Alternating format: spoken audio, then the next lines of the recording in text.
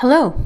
In this video, we'll view how to configure the On Duty tab in the Time and Attendance web interface. We'll begin by opening the web interface of Time and Attendance and logging in. Then, on the menu on the left, we'll go ahead and click where it says Configuration, and we're going to go ahead and navigate under the On Duty tab. The On Duty tab lets us configure and display the details of the on-duty applications. For example, we'll go ahead and create one option. In this case, we'll go ahead and add as a code site visit.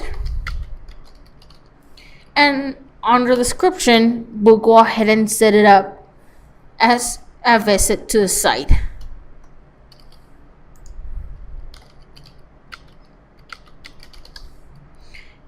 And then we'll go ahead and save.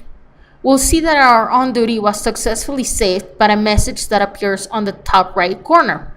We can go ahead and add as many on duty designations as we want.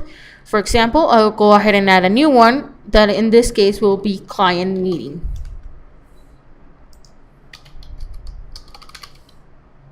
The description will be as a meeting made by a client.